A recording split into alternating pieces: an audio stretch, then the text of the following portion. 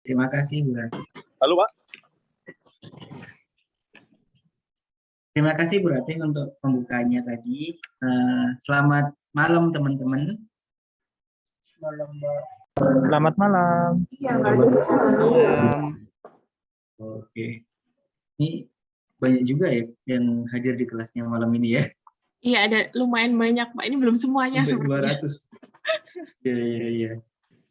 Oke, mungkin kalau untuk kelas atau apa ya, jangan-jangan disebut kelas kali ya, mungkin ya sharing-sharing pengalaman aja kali ya. Mungkin soalnya kalau menurutku sendiri, saya mungkin punya pengalamannya tadi soal ilmunya, karena seperti sudah dibilang Bu Ratih tadi, backgroundku sendiri. Oke, aku langsung ini juga aja deh sambil lihat ininya ya, presentasinya ya. Siap. Oke. Nah, untuk backgroundku sendiri kan seperti udah diceritain tadi, itu dari psikologi. Jadi kalau untuk soal ilmu branding apa segala macamnya itu, jujur aku dulu itu benar-benar yang dari nol dan bahkan mungkin sampai sekarang pun belum kalau secara teori belum sebanyak teman-teman yang di sini secara teori. Tapi ya karena aku juga udah cukup lama, 6 tahun, dan pengalamannya juga dari 2015 itu udah cukup banyak pegang langsung, dari yang awalnya benar-benar cuman apa ya, kalau dibilang tuh aku awal kerja di JDCG itu sebagai business researcher, jadi asisten business researcher, karena orang dalam, ada temen, ada kelas yang di sana diajak buat bantu riset-risetnya dia riset market kan. Terus setahun setelah itu mulai di JDCG mulai ada pengembangan divisi, karena mereka lihat dunia digital itu jadi salah satu pasar baru yang cukup potensial untuk digarap. Nah, mengetahui hal itu, aku mengajukan diri untuk aku mau nih jadi salah satu timnya. Jadi walaupun istilahnya modal nekat nih, nggak punya belum ada pengetahuan apapun tentang sosial media atau marketing, tapi aku cukup tertarik karena menurutku ya itu masih sangat dekat dengan psikologi gitu. Oke. Nah, pertama-tama ya itu tadi ya, sedikit penjelasan, biar sedikit perkenalan. Sudah cukup banyak juga yang aku pegang di Krea Digital, mulai dari yang brand kuliner, sampai ada brand rumah sakit juga, terus brand kontraktor itu juga yang sampai sekarang masih tak pegang. Nah, teman-teman juga bisa kalau nanti mau connect sama aku di IG atau di LinkedIn juga. Oke, ngomongin soal kenapa sih kok sosial media marketing itu jadi satu hal yang perlu perlu dikasih concern khusus, apalagi di era sekarang ya. Seperti yang tadi sempat Bu Ratih bilang juga, salah satu media marketing itu kan ada banyak nih, ada yang konvensional seperti televisi, majalah, segala macam itu ya, sampai yang terbaru ini di dunia digital marketing, mulai dari sosial media marketing, email marketing, terus marketplace, segala macamnya.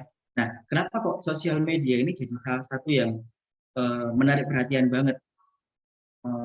Faktanya, kalau aku ambil data dari We Are Social itu ya, di tahun 2020 aja, tahun 2020, di akhir ini data di awal tahun 2021, dari tahun 2020 sendiri itu ada 4,6 miliar pengguna internet. Yang mana itu adalah 59,5% dari total populasi yang ada di dunia ini. Dan 4,2 miliarnya itu pengguna media sosial yang aktif.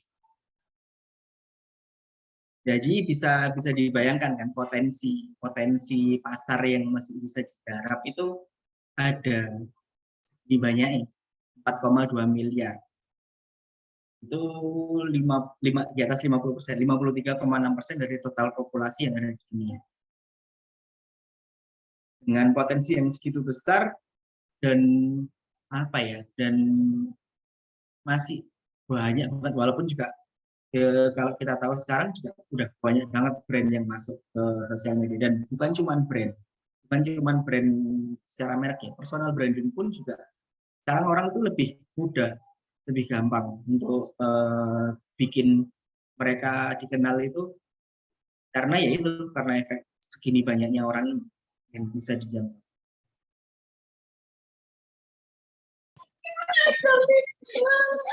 Terus kenapa juga kok sosial media? Yang pertama, kelebihannya sosial media itu kita bisa hyper targeted. Kita bisa menarget orang-orang itu secara spesifik banget. Mulai dari kita mau ngomong ke kita mau ngomong ke orang yang aku cuma mau ngomong ke orang yang ini, yang usia segini, yang karakteristiknya itu dari ras ini, dan dia sukanya cuma suka nonton bola atau dia cuma suka baca buku, itu bisa banget hyper targeted. Apalagi kalau kita udah mulai masuk ke ads-nya ya, itu sangat spesifik, bisa sangat spesifik. Bahkan bisa sampai mentarget, aku cuma mau ngomong ke orang-orang yang ulang tahun di bulan November nih. Itu bisa banget. Terus kelebihan yang kedua yang jadiin sosial media ini powerful, itu dia measurable, sangat dapat diukur. Semuanya dapat diukur. Jadi kita bisa kita bikin program, terus kalau dibandingkan dengan media konvensional nih, misal baliho di jalan-jalan gitu, itu kita kan lebih bias untuk mengukur berapa orang sih yang lihat, berapa orang sih yang akhirnya inget sama iklan baliho kita.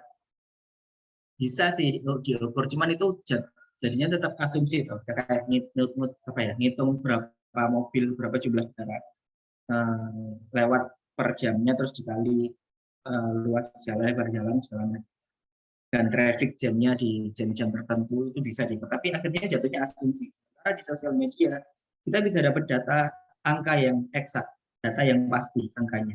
Berapa orang sih yang lihat iklanku? Berapa orang sih yang ngeklik iklanku? Berapa yang lihat kontenku?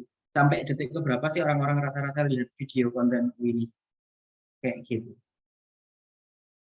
Terus yang ketiga,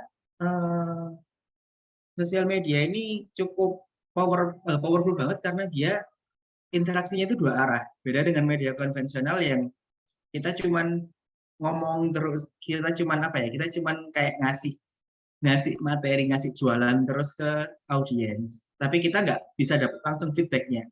Sementara di sosial media, kita bisa dapat feedbacknya itu real time. Jadi lewat komen, misalnya di komen-komen di sosmed gitu ya. Oh, ada yang lagi ngomongin brandku diomongin kayak gimana ya? Sentimennya positif atau negatif ya? Dan ketika sentimennya positif atau negatif itu pun kita juga bisa langsung sebagai brand, kita bisa langsung jump in untuk ngerespon. Jadi terbangun ikatannya dengan audiens itu terbangun. Yang terakhir, kenapa sosial media itu cukup powerful jadiin channel marketing itu karena cost efektif. Dia hemat biaya banget. Jadi kita bisa mulai ngiklan itu, kalau nggak mau main iklan nih, kalau belum ada budgetnya untuk iklan, gratis toh pastinya. Tapi kalau sudah mikir buat iklan, buat jangkau lebih banyak lagi audiens, itu bisa mulai ngiklan, dan itu harganya murah banget. Mulai dari 20.000, nggak salah sekarang, 20.000 per hari. Nah, eh, ini mau masuk ke soal storytelling-nya. Seperti yang kita sering tahu, orang-orang itu, customer, audiens itu, nggak beli barang atau nggak pakai jasa itu karena mereka benar-benar suka sama apa ya fiturnya. Misal nih, kita beli HP, ada orang cari HP, eh, bisa bisa di apa ya bisa dikatakan dikit banget sing mereka akhirnya memutuskan untuk beli handphone itu karena oh ya aku lihat itu RAM-nya ini RAM-nya gede, oh itu apa kameranya bagus banget. Mostly orang itu melakukan keputusan pembelian itu karena hal-hal yang irasional, hal-hal yang nggak cuma sekedar fitur-fitur yang ditawarkan oleh barang atau jasa itu, tapi lebih ke gimana sih HP ini, misal ya kita sebut, kalau kita sebut satu brand gitu ya, Apple itu pendekatannya kan lebih orang beli Apple mostly bukan karena fitur Apple-nya sebenarnya, tapi karena mereka ngerasa oh ketika aku pakai Apple ada apa ya ada value tambahan yang melekat ke aku, melekat ke penggunanya, atau barang lain juga Samsung sama, mereka membeli relasinya, mereka membeli ceritanya, bukan membeli semata-mata fitur dan servisnya. Maka dari itu storytelling itu penting, penting banget dalam marketing untuk kita bisa bercerita, deliver message-nya. Dengan cara gimana? Dengan cara bangun karakter. Tahu dengan pasti gimana kita mau dipandang. Kita mau dilihat seperti apa sih? Kita mau dipuja seperti apa sih? Kita mau audiens kita itu melihat kita sebagai apa? Kita harus tahu gimana cara komunikasinya dengan audiens agar mereka melihat kita seperti yang kita inginkan. Seperti itu. Oh iya teman-teman, kalau misal saya ceritanya terlalu cepat bisa ini juga ya, bisa di apa? Bisa disela juga.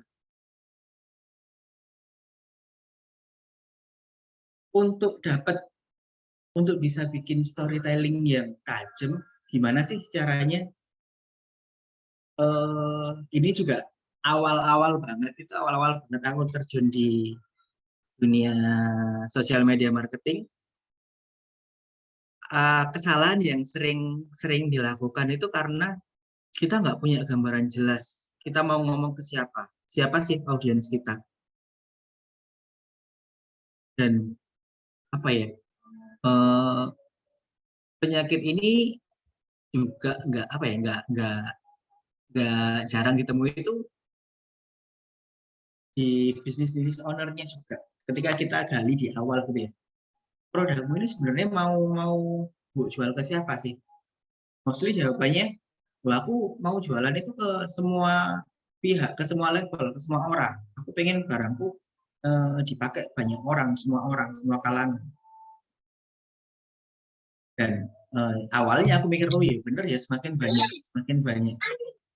orang yang pakai, berarti kan semakin apa namanya, semakin untung buat bisnis itu. Turn out ya ketika kita ngomong audiensnya itu bias, audiensnya itu nggak jelas gambarannya seperti apa, kita akhirnya ngomongnya itu ya ngambiar, ngambang, nggak tajam,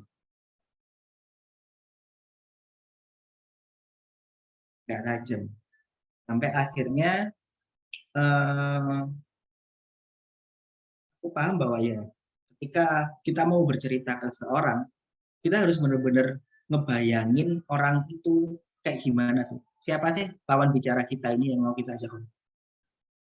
Nggak usah apa ya, nggak usah ngomong ke banyak orang, langsung aja bikin gambaran ideal audiensku itu kayak orang A.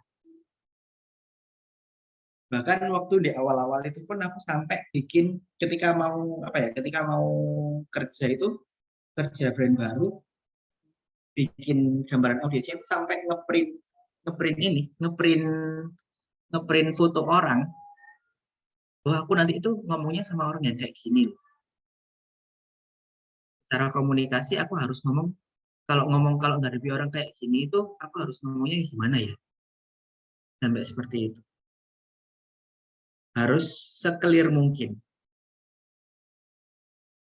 Dari sosial ekonomi yang seperti apa, terus dia dari background pendidikannya gimana,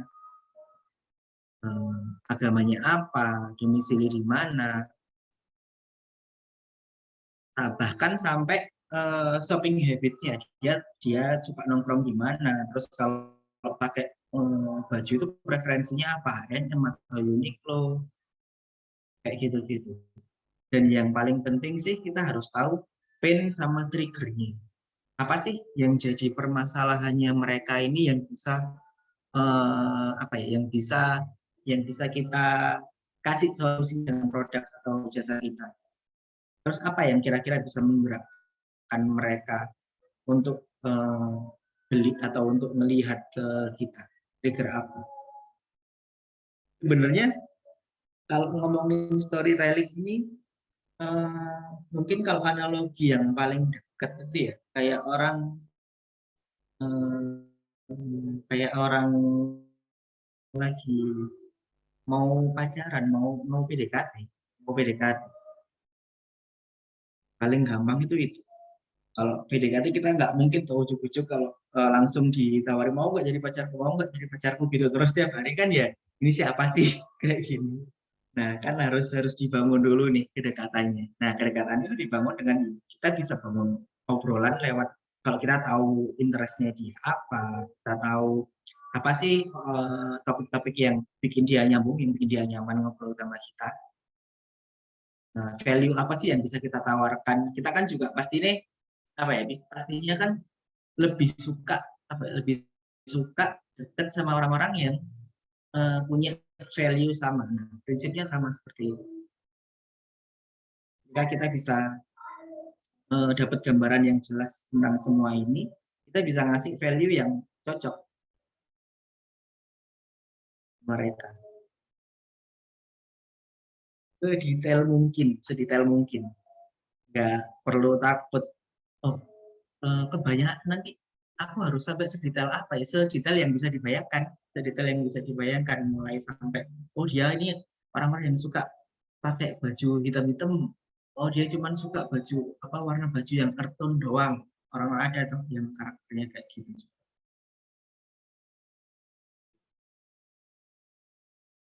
Yang kedua, setelah kita tahu siapa target audiens kita harus mulai bangun personality brand kita. Harus bangun yang kuat nih. Personality kita mau dikenal seperti apa sih? Kita punya kepribadian yang kayak gimana nih kalau brand kita jadi orang kan. Kalau brand kita itu jadi orang yang kayak gimana? Kepribadian unik, positioning jelas, terus value yang relate dengan audience. Ketika kita udah bisa ciptain itu akan lebih mudah bagi kita itu untuk untuk bangun relasinya, untuk bikin cerita yang emosional itu tadi. Nah, salah satu caranya ini aku ngambil teori brand archetype-nya dari Jung, dari archetype-nya Carl Gustav Jung. Jung itu kan bagi jadi empat itu jadi ada sampai kalau di brand akhirnya jadi 12 brand archetype ini. Ada brand-brand yang dia itu drivernya dorongannya itu pengen meletakkan fondasi di dunia. Dia pengen punya aku jadi yang meletakkan struktur kayak gitu. Ada juga yang brand-brand yang dia itu drivernya penggeraknya itu dia ngasih kebebasan, pengen muncul, pengen nge-grab orang-orang yang suka suka dengan kebebasan. Ada juga yang driven-nya by ego. Ya, brand-brand ini pengen dikenal sebagai dia yang meletakkan legacy, dia punya warisan di dunia ini. Ada juga yang sering kita kan juga yang drive-nya by sosial. Dia pengen connect dengan orang-orang lain, pengen orang-orang lain.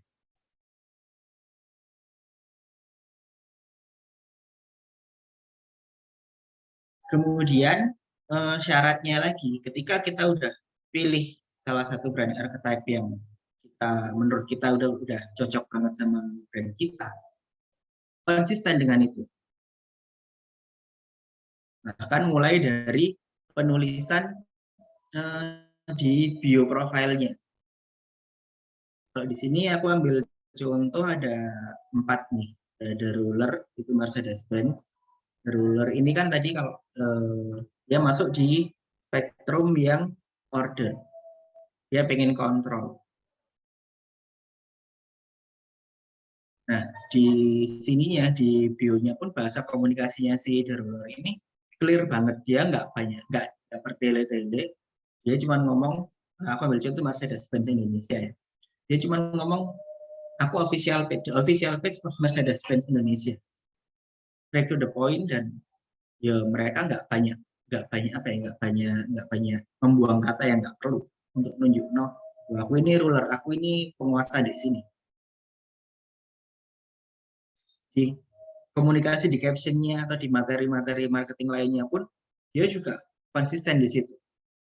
Yang ini contohnya, power your wildest desire, sporty new interpretation of the classic three-box design, give the new AMG A35 Formatic sedan a dynamic elegance.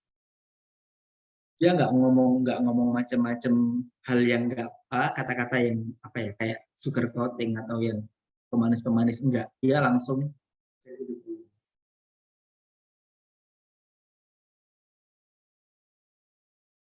Terus ada lagi The Citizen.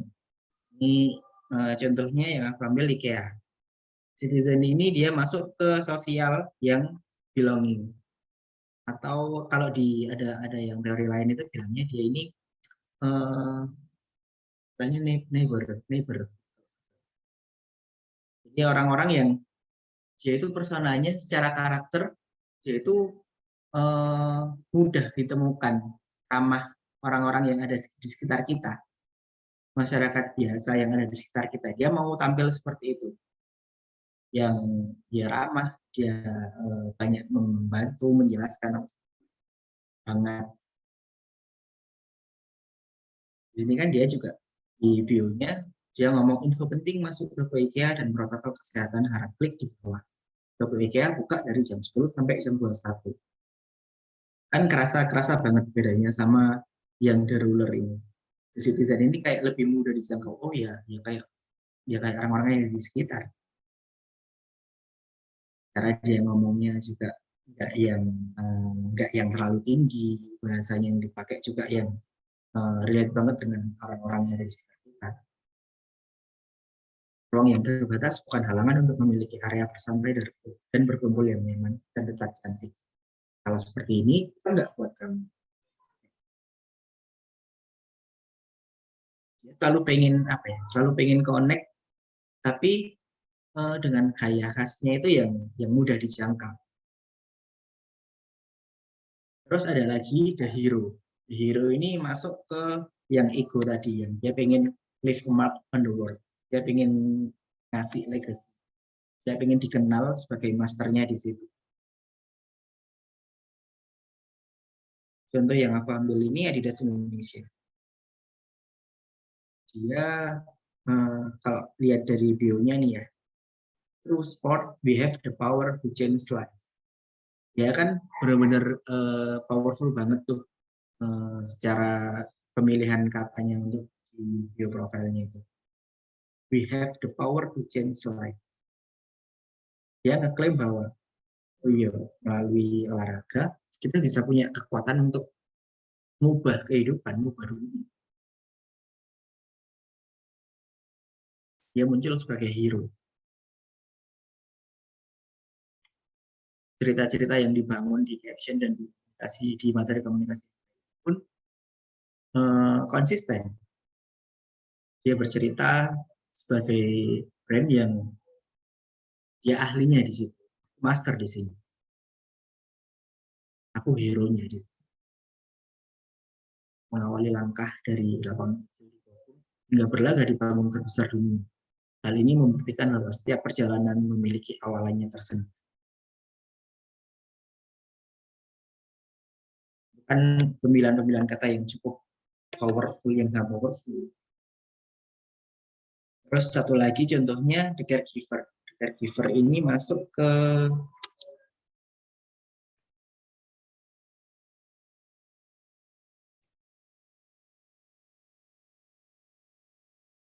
order juga, tapi dia nge-serve.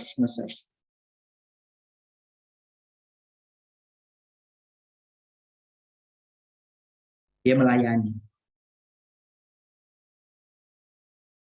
Yang aku ambil dari akunnya Dove Global. Join our no digital distortion movement.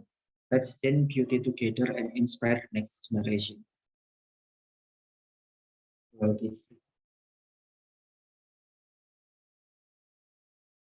Jadi cukup kelihatan bedanya. Dan mereka konsisten melakukan itu di setiap komunikasinya. Itu yang bikin brand-brand ini lebih mudah dikenali. Kalau ngomongin IKEA nih, kita pasti familiar dengan oh ya ini toko-toko peralatan rumah tangga yang vibe-nya itu hangat, yang ya kayak orang-orang ya mudah dijangkau kayak.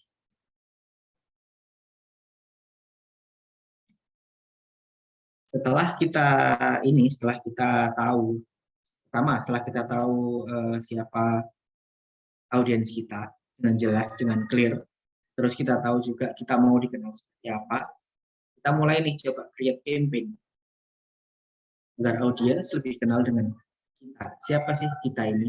Brand apa sih kita ini? Yang jadi value brand kita.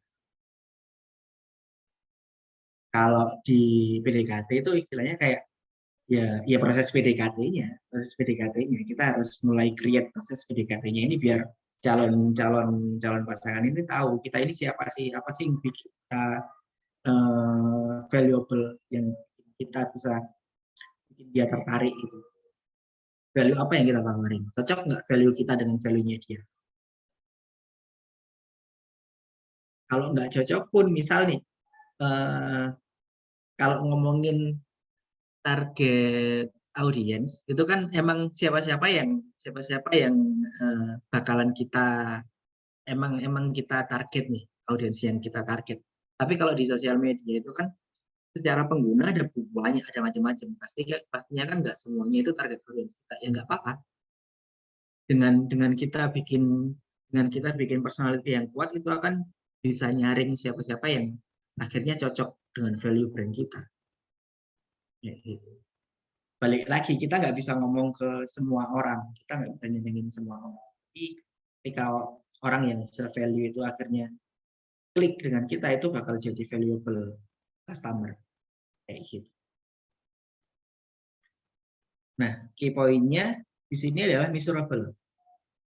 Ketika kita mau bikin campaign, itu harus measurable. Karena itu tadi kan salah satu kelebihannya di sosial media itu harus dia bisa banget diukur. Kalau itu nggak bisa diukur, kalau campaign yang mau kita bikin itu nggak bisa diukur, ya lupakan, nggak usah. Dan itu rasanya nggak mungkin, nggak ada campaign yang nggak bisa diukur. Kita harus bisa nentuin dari awal, kita mau ngukur apanya sih. Kalau ini aku pakai sistem AIDA juga, awareness, desire, dan action. Kita mau ngukur apanya nih? Campaign aku mau ngukur deh, pas awal mungkin aku mau ngukur awareness-nya aja dulu deh. Biar brandku ini mulai dikenal. Aku harus mencapai berapa reach, bisa market berapa impresi, berapa kali dilihat.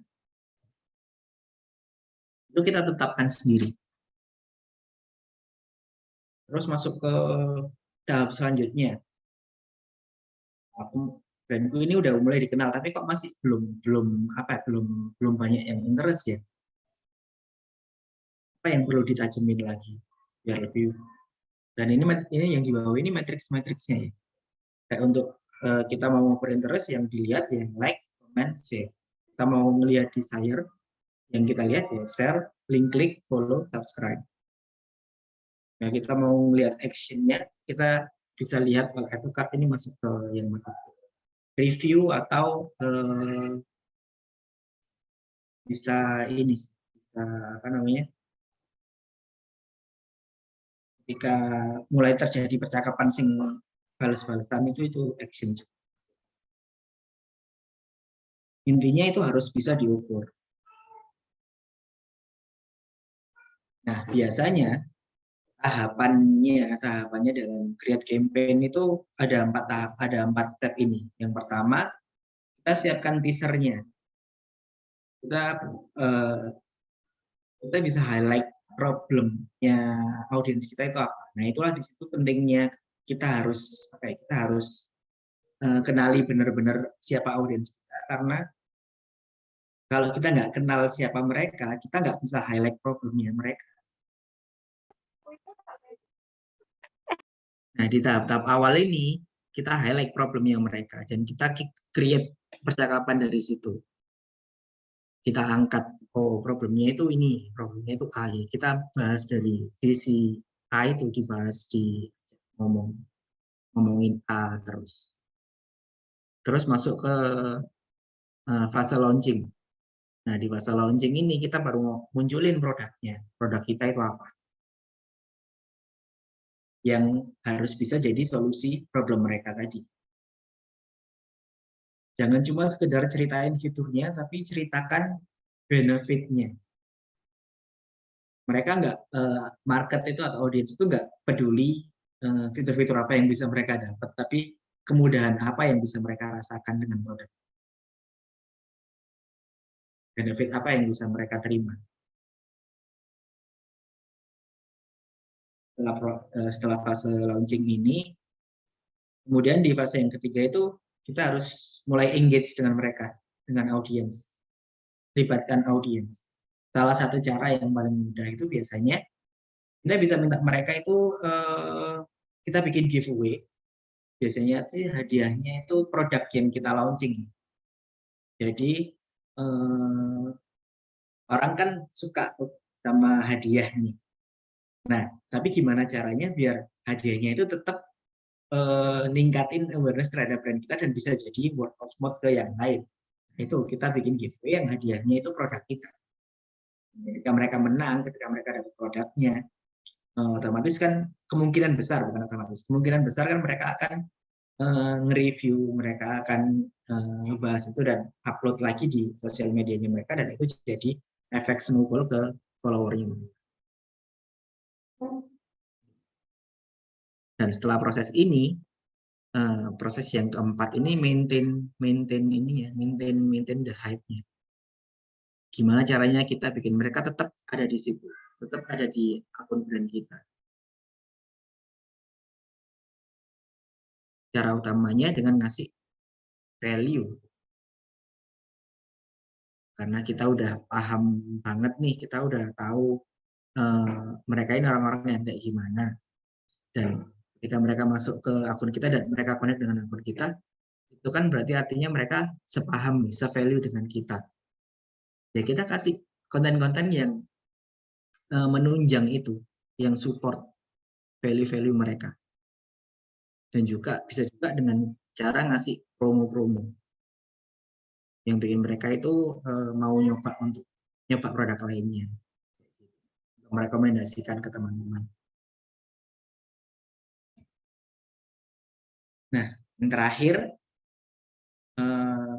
segimanapun digitalnya, sedigital apapun eranya, itu ngomongin tentang marketing adalah ngomongin tentang manusia. Jadi jangan sampai meskipun nih medianya sosial media, medianya digital, jangan sampai kita lupa jadi manusia. Banyak banget brand-brand itu yang akhirnya eh, gagal berkembang di sosial media karena mereka cuma jualan, tapi mereka nggak apa ya? Kita sendiri aja kalau jalan-jalan di mall itu ya ketemu sales atau cuman langsung dideketin cuman buat dijual itu kan ya nggak nyaman. Tapi ketika kita bisa hadir sebagai manusia yang, oh aku ngerti kok problemmu apa, oh aku ngerti kok keresahanmu itu seperti ini. Ayo ngomongin keresahanmu yuk, aku punya solusinya nih, ngomongin solusi untuk keresahanmu yuk. Dan kayak gitu mereka bisa lebih apa ya, lebih ngerasa kayak, oh ini ada teman ngobrol nih. Oh ini ada brand yang ngerti aku nih. Oh ini ada brand yang aku banget nih. Dan ketika aku pakai brand itu, ketika aku pakai jasanya, ketika aku pakai produknya, itu bisa diasosiasikan, oh iya ini aku banget. Dan ketika brand berhasil melakukan itu, biasanya itu marketnya itu bakal jadi market yang loyal banget tanpa diminta. Seperti ya contoh paling gampang ya Apple itu bisa sampai kita lihat Apple user bisa sampai ngedefend Apple sampai segitunya itu kan berkat proses storytelling ngebangun brand story-nya seperti itu. Kurang lebih seperti itu teman-teman. Aku sebenarnya ada workshopnya juga sih. Apakah boleh dikasih workshopnya ya Bu Ratih ya? Monggo silahkan Mas. Oke, bentar aku share ininya ya, linknya ke chat.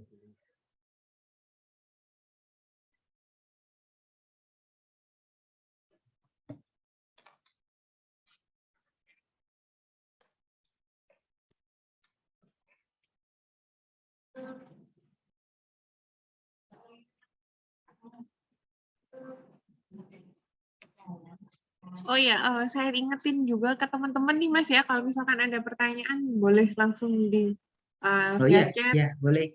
atau raise hand mungkin yang ingin ngobrol langsung sama Mas Fandi boleh. Kok jadi Mas ya tadi panggilnya sudah Pak? Gak apa-apa, gak apa-apa. Casual aja gak apa-apa kok. Oke. Ini masih ada lanjutannya kan Mas? Kalau slide materinya sudah sih. Itu aku kirim di chat itu di room chat ada ini, ada apa namanya? Kayak workshop bisa latihan bareng. Oh, oke. Nanti diambil berapa satu atau 5 orang gitu kali ya. Oke, Oh, terus sebentar. Aksesnya ya. Sebentar.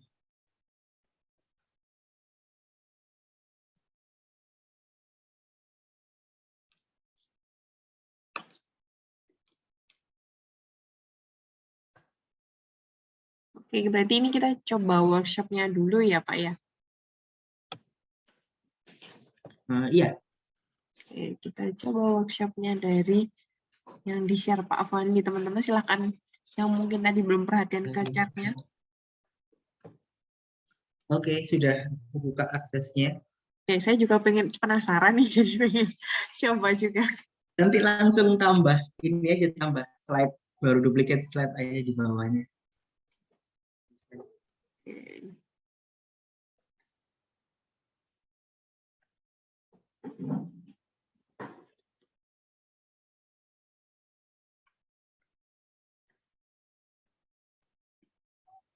Oke, teman-teman silakan untuk mencoba. Yang di-share sama Pak Fandi ya, saya sudah dibikin langsung keluar nih.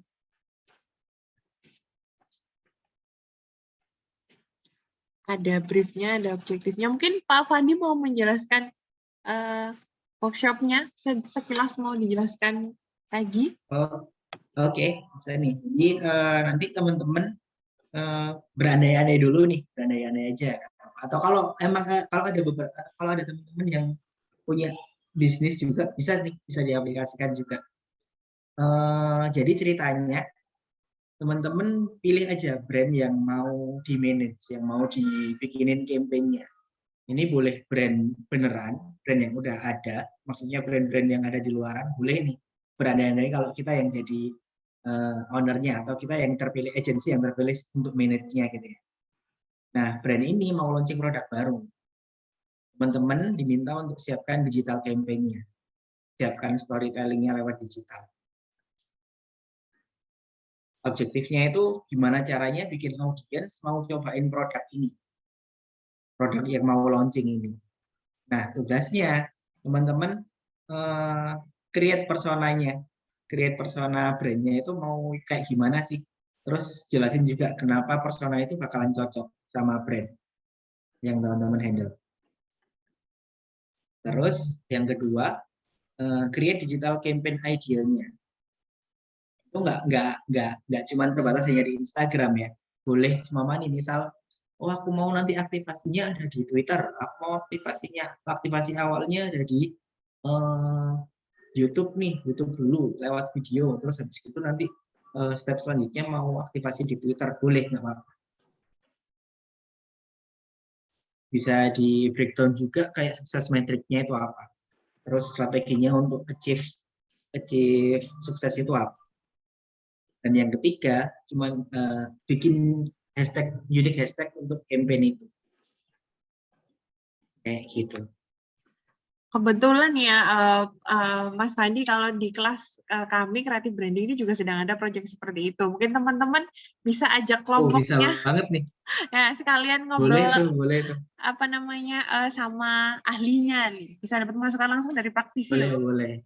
Teman-teman yang dari kelas saya ataupun kelasnya Pak Latif semuanya kayaknya dapat ini ya proyek akhir. Coba boleh silahkan di-share progresnya sampai mana biar saya sama Pak Fandi juga bisa mengidentifikasi teman-teman, mungkin siapa tahu nanti dapat masukan nih.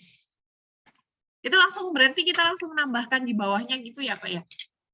Iya benar, langsung ditambahkan di bawahnya. Oke, kita cek kelompoknya siapa yang akan mendapatkan nilai plus karena sudah mau sharing di ininya Pak Fandi, workshopnya Pak Fandi.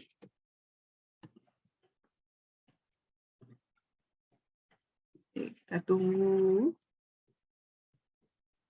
Mana tadi? Ini baru ada 48 nih yang gabung sih, padahal ada 200-an orang ini di. Ibu Rati, maaf, linknya nggak bisa diakses, Bu. Oh, sudah bisa tuh? Kok nggak bisa? Sudah dibuka aksesnya. Oh, bisa ya, Bu? Sudah. Coba dicoba lagi. Jadi teman-teman yang sudah berhasil menuliskan nanti, kita akan, Pak Fandi akan memberikan masukan mungkin buat hasil karyanya teman-teman. Boleh kok berkaitan dengan tugas yang ada di kelas.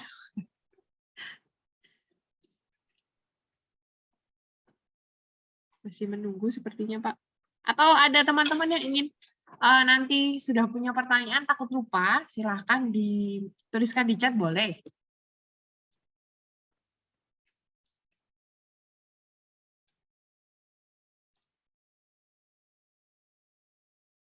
Biasanya Pak Fandi kalau mengawali misalkan ada brand baru gitu, berarti diawali dengan membuat bentuk-bentuk template seperti ini ya Pak ya? Iya. Jadi lebih dasarnya lagi itu biasanya kita bikin kayak assessment buat gali brandnya itu ke business owner-nya. Mereka cerita dulu nih, mereka ini sebenarnya jualan apa, terus yang ngebedain jualannya dengan produk lain yang sejenis itu apa, USP-nya itu apa.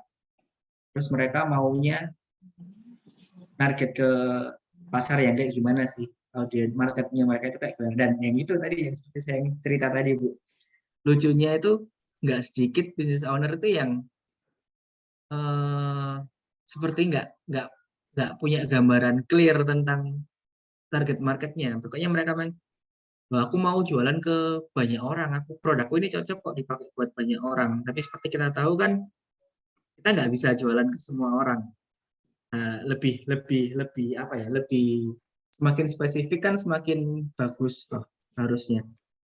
Semakin spesifik target market itu semakin bagus. Jadi kita bisa ngomongnya juga lebih tajam, bahasa komunikasi produknya itu juga lebih tajam kayak gitu. Oke. Kadang mereka nggak tahu mau dibasarkan ke siapa ya Pak ya berarti. Iya, benar-benar. Itu Itu yang kebanyakan. sering jadi PR juga buat kita. Akhirnya kita sendiri sing dari asesmen awalnya itu, oh ini lebih cocok harusnya secara strategi lebih masuk ke orang-orang yang seperti ini. Kita yang akhirnya mengklasifikasikan. Terus dari situ juga akhirnya kan bisa lebih tajam juga tuh strateginya, mau muncul di mana aja di sosmednya yang lebih tepat nih untuk orang-orang yang jadi target market produk ini.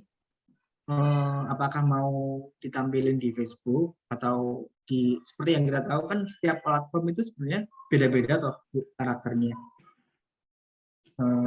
Facebook karakternya seperti apa, audiensnya di Instagram karakternya seperti apa, di Twitter karakternya seperti apa, itu beda-beda. Jadi kalau kita tahu target marketnya kita itu dengan detail banget, kita bisa nyesuaiin strateginya tanpa kehilangan personality brand-nya ya.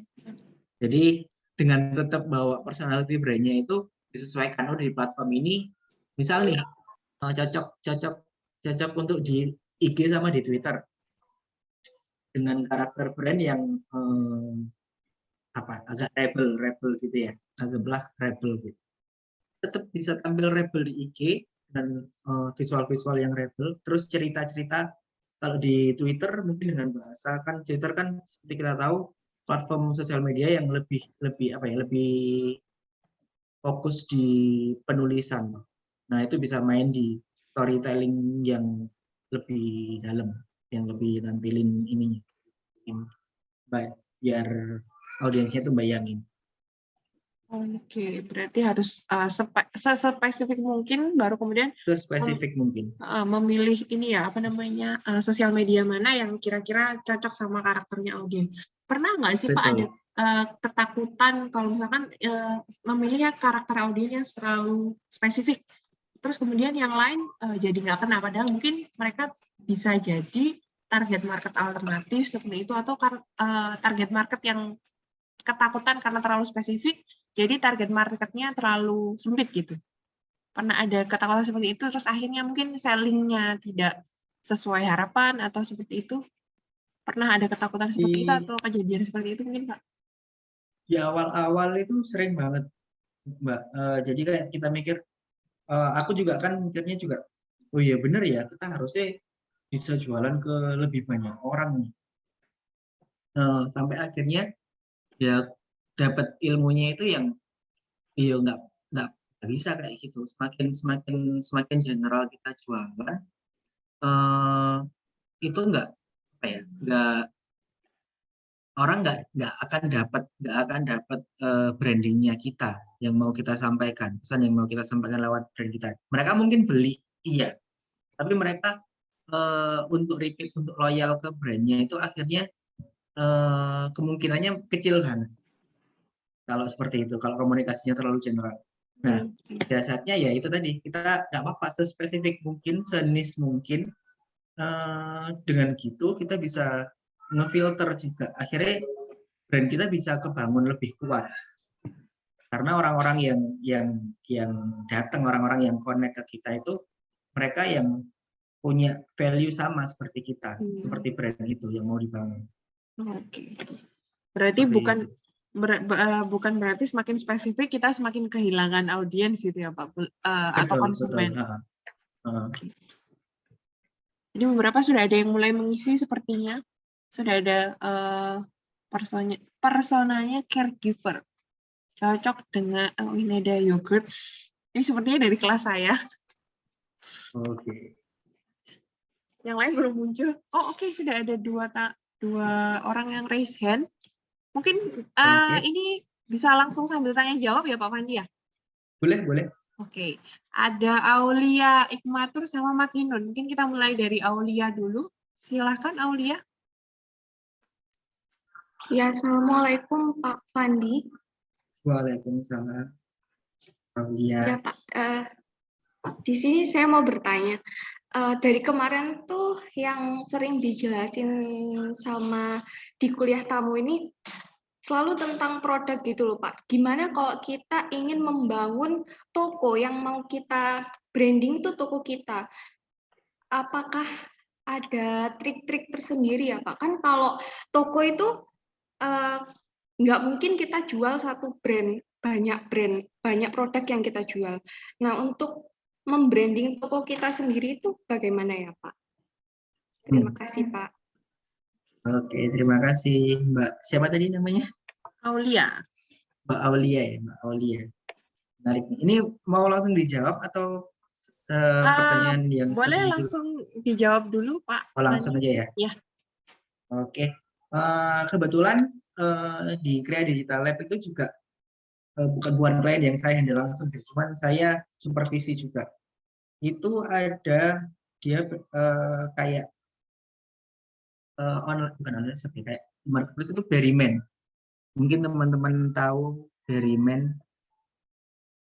Yaitu kayak jualannya itu jualan produk-produk barang-barang apa ya, barang-barang unik, barang-barang yang mungkin kita belinya tuh karena lucu ya, kok ada ya barang kayak gini pas pengen feel apa gitu-gitu, itu macam-macam. Terus ada juga speaker apa jadi macam-macam produk impor itu. Awalnya secara strategi itu sama sih, kita perlu deskripsikan dulu kita mau positioningnya itu kayak gimana, dari mana ini mau dibawa positioningnya kayak gimana, dikenalkan ke orang-orang yang seperti apa target marketnya. Mungkin sambil lihat ininya juga ya, Instagramnya.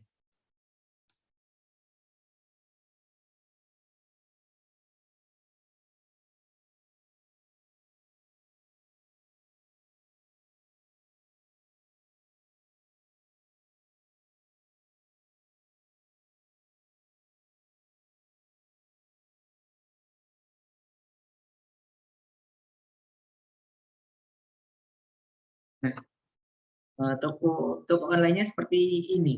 Jadi dia target ke Gen Z dan milenial. Jadi secara konten-kontennya pun ketika dia udah tahu nih target marketnya seperti apa. Terus dia juga tahu target marketnya ini Gen Z milenial yang suka Koreaan, yang suka ke Koreaan, barang-barang ini kan cukup banyak bisa ditemukan dari Koreaan. Nah, itu akhirnya mereka juga najeminnya di elemen visualnya, diarahkan biar sesuai dengan target marketnya. Secara strateginya sama. Kita harus tahu dulu kita mau ngomong ke siapa. Kita mau ngomong ke orang yang kayak gimana. Dari situ kita bisa breakdown nih, oh visualnya nanti bakal seperti ini yang cocok dengan mereka. Gaya bahasanya yang cocok dengan mereka seperti ini. Kayak gitu. Jadi nggak terlalu ada perbedaan yang signifikan sih Mbak Aulia. Kalau untuk secara strategi ya, mau itu bahkan untuk personal branding pun itu juga sama sih. Personal branding kita mau dikenal sebagai apa nih? Kita mau dikenal sebagai misal aku nih copywriter, aku mau dikenal sebagai copywriter dan sosial media strategis. Tapi aku juga mau dikenal sebagai seorang family man, seorang ayah.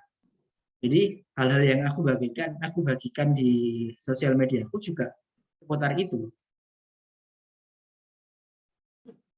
Aku tahu orang-orang apa target market ini orang-orang yang usia 25, 35-an yang mereka juga tertarik di dunia digital, tertarik di dunia copywriting, juga orang-orang first parent yang tertarik dengan hal-hal apa sih yang menarik bagi seorang ayah gitu.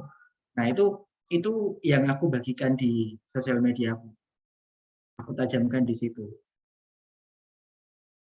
Jadi mau itu personal branding, mau bikin branding untuk online shop, toko online, atau brand yang jualan produk langsung satu produk atau jasa, sama sih. Kita harus yang pertama harus tahu kita mau jualan ke siapa.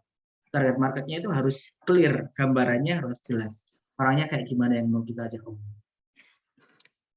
Seperti itu. Oke, berarti kita melihat kalau tadi Aulia mencontohkan adalah gimana sih kalau mau membranding toko itu berarti melihat toko itu sebagai objek keseluruhan gitu ya Pak Fandi ya. Lalu Betul. mendefinisikan apa namanya audiensnya atau kan konsumennya kira-kira mau siapa nih, baru dipilih strateginya mana yang kira-kira cocok untuk menjangkau konsumen yang seperti itu karakternya. Ya, Kurang lebih seperti itu. Aulia mungkin ada beberapa yang ingin ditanyakan lagi atau sudah jelas? Sudah, Bu Rati. Terima Oke. kasih Pak Fandi, Bu Rati. Terima kasih Mbak Aulia. Baik, tadi ada lagi pertanyaan yang raise hand tadi, ada Makinun. Saya persilahkan Makinun. Ya, makasih Ibu Rati. Selamat malam Bapak Fandi. Selamat malam Mas Makinun. Maaf ya Ibu, Pak Makinun nggak bisa on cam dulu. Ini Pak Makinun mau tanya dua hal sih. Makinun tertarik dengan sosial media. Gimana ya Pak? Kita itu bisa tahu karakteristik sosial media. Apa yang memang perlu kita perhatikan gitu loh Pak. Biar kita tahu nih sosial media yang memang relevan dengan produk kita gitu misalnya Pak. Terus yang kedua, kalau orang pembisnis bermain di sosial media, apa yang penting buat kita perhatikan gitu loh Pak, untuk memanfaatkan sosial media yang sudah kita pilih kayak gitu. Misalnya tools-toolsnya, terus apa harus deskripsinya, atau harus menggunakan tagar, atau apa yang perlu kita lakukan gitu Pak. Itu aja sih Pak, makasih. Oke, terima kasih Mas Makinun. Oke, untuk pertanyaan pertama tadi, ya, untuk cari tahu karakteristik populasi di tiap-tiap platform sosial media ya. Iya Seperti benar itu Pak. ya? Oke. Aku dulu awalnya nganggep semua sosial media itu ya sama ya, main dulu awal mikirnya itu ya tempat orang pamer kayak gitu-gitu, pamer kehidupannya, pengen dilihat kehidupannya kayak semacam buku diary gitu Pak. Tapi semakin sering berinteraksi di sosial media itu kayak aku ngelihat patternnya nih, aku ngelihat pattern karakteristik usernya itu beda-beda gitu loh. Kayak di Twitter itu karakteristiknya itu orang itu enggak, yang aku dapat, yang aku tangkap itu orang-orangnya itu lebih gak mau ketinggalan berita. Mereka lebih cepat dapat infonya, cepat banget toh kalau di Twitter itu. Dan mereka juga orang-orang yang apa ya, nggak terlalu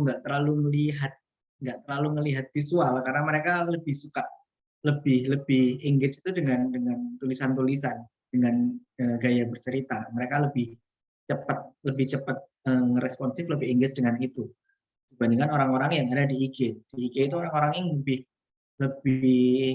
memperhatikan lifestyle, yang lebih melihat visual kayak gitu. Nah, gimana caranya aku bisa sampai pada kesimpulan itu? Lebih ke observasi sih Mas. Jadi kalau karakteristik kayak dijelasin apanya gitu nggak setahuku ya, sejauh ini nggak ada sih. Lebih ke yang observasi penggunanya sih. Terus kalau untuk data-data pengguna yang di Twitter lebih banyak usia berapa sampai berapa, itu masih bisa dicari kalau yang itu ya. Jadi disesuaikan dengan produkku ini kira-kira lebih cocok untuk orang-orang yang usia, misal nih usia 35-an ke atas gitu ya. Itu kalau di IG mostly yang sejauh ini itu yang aku dapat 35-an ke atas itu susah kalau main di IG. Karena karena ya usernya nggak banyak untuk yang di usia segitu. Kalau mau main di range yang usia 20 sampai 35 dan mereka mereka gaya hidupnya itu mostly masyarakat urban, terus gaya hidupnya lebih suka lihat visual apa segala macam, itu di IG kita mainnya. Tapi kalau untuk apa ya? Kalau untuk cari tahunya sejauh ini aku observasi sih, Mas. Berdasarkan observasi. Terus untuk pertanyaan kedua tadi soal ini ya, sebagai pemilik Pak, bisnis ya. ya, sebelum ke pertanyaan kedua nih Pak, observasinya Oke, Bapak waktu itu kayak gimana Pak? aku lihat kayak karakter tiap-tiap misal nih kalau aku dari brand yang aku pegang itu, aku lihat followernya itu random sampling gitu aja, terus lihat oh mereka ini orang-orang yang seperti ini, lihat di feed-nya gitu ya, yang nggak kuncian itu kan bisa dilihat tuh, oh mereka orangnya lebih interest dengan hal-hal yang tentang religi, atau mereka lebih suka hal-hal yang tentang misal kayak tren-tren kesehatan. Itu aku bisa lihat dari random sampling di follower akun yang aku pegang.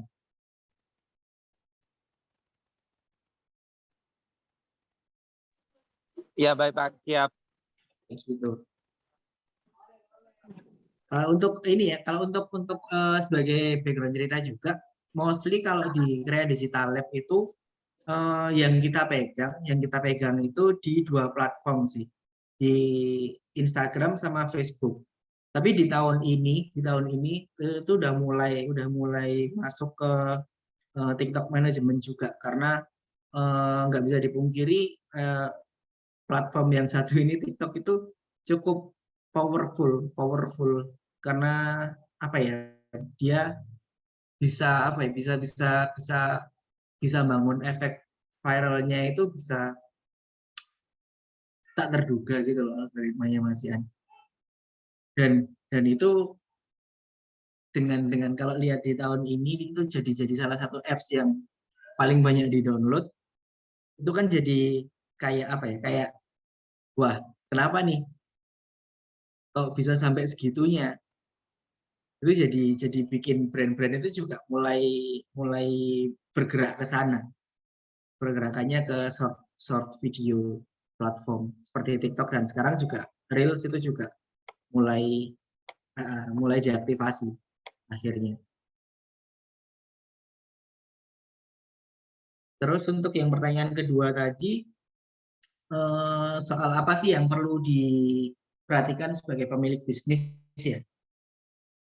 Kalau Ya betul Pak. Kalau menurutku ya, yang paling penting sih tetap itu kita harus kuat dulu di brand kita ini mau dibangun kayak gimana. Terus itu tadi kita mau ngomong ke orang-orang yang gimana, dan juga perlu dipahami bahwa sosial media ini cuman salah satu channel untuk mengkomunikasikan brand, mengkomunikasikan siapa diri kita, tapi jangan jadikan itu satu-satunya. Dalam artian service layanan kita ke customer ketika mereka akhirnya tertarik untuk membeli itu juga ngefek banget nih. Soalnya aku juga nggak jarang itu kita udah coba bangun sedemikian rupa di sosmednya dengan dengan tone yang oh ya, si citizen tadi dia hangat di sosmednya, balesi komen, balesi message-nya dari follower itu hangat ketika ada yang tanya soal produk atau segala macam. Tapi ketika customer itu akhirnya tertarik untuk membeli, experience dia waktu transaksinya itu loh kok nggak kayak di sosmednya ya.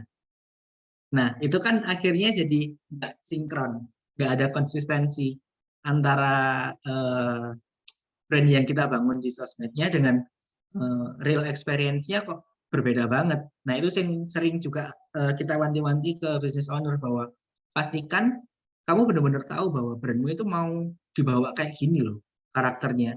Dan ketika brandmu mau dibawa seperti itu, pastikan juga elemen bisnis yang di belakangnya itu ngikuti konsisten dengan itu. CS-mu buat yang bagian jawabi di WA atau di apa itu harus seperti itu juga. Kalau soal tool, soal yang lainnya itu fleksibel sih Mas. Biasanya kalau mereka ikut agensi kan mereka udah ikut tools-toolsnya dari kita. Jadi mereka nggak terlalu musingin itu.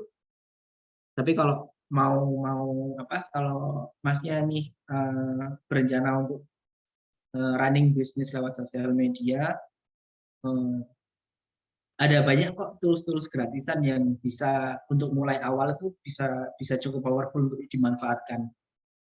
Nah, yang aku tahu kayak Facebook itu juga udah sediain kalau mau biar nggak ketinggalan ini ya, biar nggak sampai kelolosan scheduling post itu ada Creator Studio itu dari Facebook. Terus analisanya juga dari Facebook Insight, dari Instagram Insight itu udah cukup powerful untuk tahu konten mana yang works, konten mana yang ini harusnya nggak usah diulang lagi, kayak gitu-gitu. Tapi fundamentalnya sih yang sering kita omong ke business owner atau ke pemilik bisnis ini ya kamu pastikan bahwa kamu tahu brand ini mau dibawa kemana. Dan pastikan itu selaras, konsisten terus gitu loh dengan proses depan yang di sosial media dan proses belakangnya di bisnisnya itu juga harus ngikuti gitu. Itu Mas. Ada yang direspon lagi? Ada Gimana, Bapak. Kinun? Oke, masih lanjut lagi Boleh ya ya Bu ternyata. Ratinya? Boleh. Oke, boleh. Oke, ini kayaknya yang terakhir sih Pak. Jadi Boleh. kekuatannya kita udah nemu nih sosial media yang mau kita kuatkan di mana. Misalnya kita pakai Instagram kayak gitu. Lalu gimana Pak langkah selanjutnya? Apa yang penting buat kita kuatkan di sosial media Instagram? Setelah kita posting nih misalnya produk, terus apa kita harus memperhatikan deskripsinya, terus apa tagarnya atau apa yang memang harus kita lakukan gitu loh Pak di dalam Instagramnya itu kayak gitu. Oke, nice. Oke, ngomongin Instagram nih ya, berarti kan cukup cocok banget nih. Aku kan juga banyak banget main di Instagram. Kalau sepengalamanku, konsistensi Mas. Jadi aku nggak ngomongin soal jumlah post tiap hari harus berapa segala macamnya, karena itu beda-beda. Ada yang ngajarin kalau bisa tiap hari itu 3 post, kalau bisa setiap hari itu 1 post saja cukup kok. Tapi kalau di kreasi sendiri, di Krea Digital Lab sendiri, mostly kita itu nggak ngepost setiap hari, tapi konsisten. Misal nih, yang paling sedikit itu 15 post. 15 post tiap bulan. Jadi kan itu kita bikin schedule-nya itu tiap 2 hari sekali ngepost. Nah, tapi itu harus dibikin konsisten. Jadi nggak yang aku ngepost hari ini terus habis itu seminggu.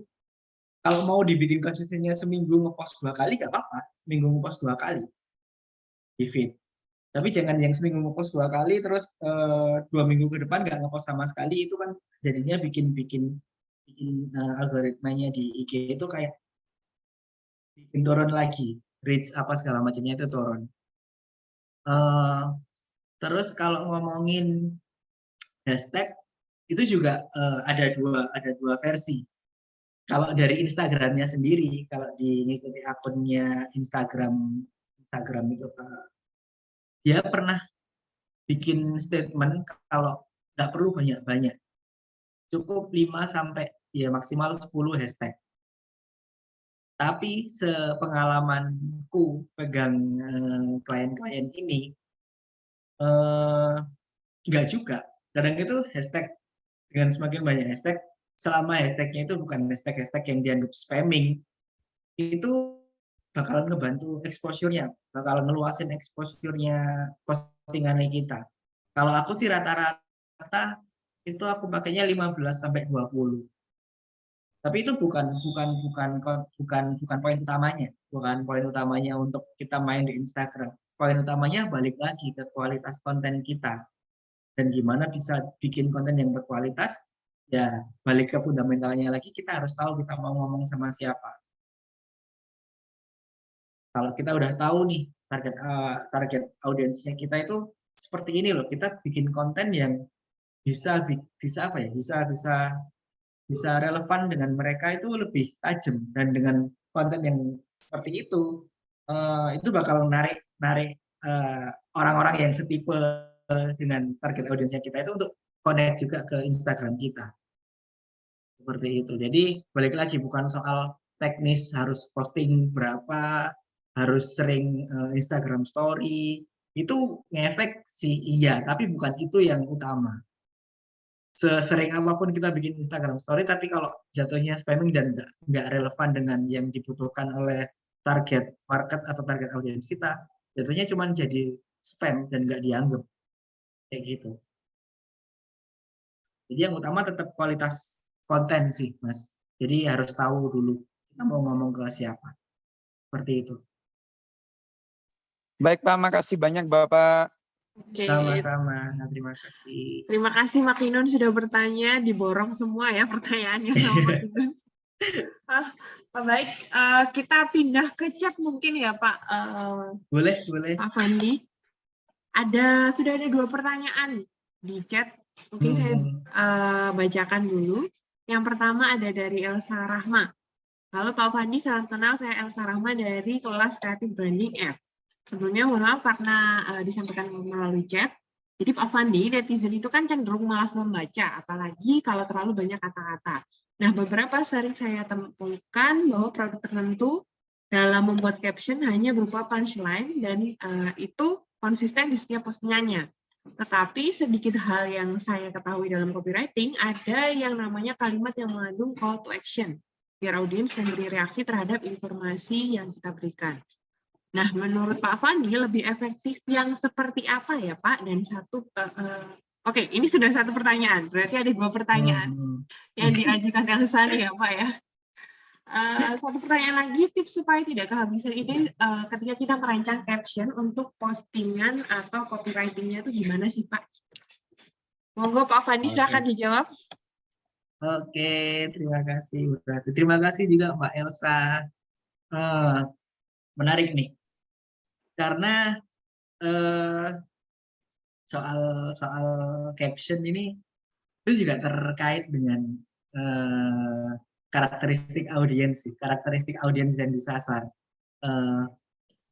Seperti yang dibilang, itu kan kecenderungannya emang males baca. Tapi kalau menurut saya, aku nggak setuju karena aku juga aku bikin yang di akun personalku ini, personal brandingku itu kan aku suka cerita, aku suka nulis. Nah, orang-orang yang datang ke sana itu juga akhirnya orang-orang yang ketika aku konsisten melakukan itu, aku melakukan dengan cara yang penulisan bercerita di caption yang panjang, orang-orang yang datang ke sana juga berarti ini tuh orang-orang yang suka baca, orang-orang yang suka merhatikan captionnya. Tapi emang bener, nggak semuanya seperti itu. Dan mostly di Instagram yang aku tangkep juga kolom populasi untuk orang-orang yang suka baca caption panjang itu nggak banyak juga, tapi ada. Jadi bukan berarti caption pendek lebih benar daripada caption panjang, enggak sih. Tapi lebih disesuaikan dengan karakter audiens yang mau kita sasar. Terus ini, oke. Kalau ngomongin efektif dan nggak efektifnya, lebih efektif mana nih, caption panjang atau caption pendek? Yaitu tadi jawabannya, balik ke target audiensnya kita itu orang-orang yang seperti apa, dan kita mau nge-branding brand kita itu kayak gimana. Kalau aku kan pengennya nge-branding diriku sendiri itu yang emang suka cerita, emang suka sharing sesuatu itu lebih dalam lewat caption. Ya, buat aku itu lebih efektif buat ngedatengin orang-orang yang akhirnya suka baca caption juga. Tapi kalau brand-brand ini si audiensnya nggak terlalu suka baca caption, ya main di caption yang pendek-pendek aja, nggak apa-apa. Dan mostly emang di Instagram yang di klien-klien yang aku pegang itu karena aku nggak bisa kasih treatment sama dengan akun personalku toh. Itu kan juga mereka juga mainnya nggak semuanya main caption panjang. Ada beberapa konten yang emang perlu penjelasan lebih dalam. Biasanya aku kasih caption panjang, tapi mostly juga langsung main pendek-pendek aja, langsung kasih call to action. Jadi elemen pentingnya ini menarik nih, bahas call to action. Kita itu seringnya itu kita bikin konten lupa setelah audiens itu baca konten itu, kita harapin apa sih dari audiens itu. Kita sering lupa ngasih call to action. Jadi orang itu kayak, loh aku udah baca nih, aku udah lihat postingannya, udah lihat kontennya, visualnya kayak gini, aku udah baca captionnya, tapi terus aku disuruh ngapain ketika kita nggak ngasih call to action. Itu benar sih, harus ada call to actionnya. Setiap konten itu harus ada call to action jelas, entah itu minta mereka buat belanja, entah itu minta mereka buat mengunjungi website kita, atau cuman sekedar engage aja. Kalau menurut gimana sih, kalau kamu setuju dengan ini, drop emoji ini dong di kolom komen. Itu udah termasuk call to action, karena konten-konten kan nggak semuanya konten itu harus jualan.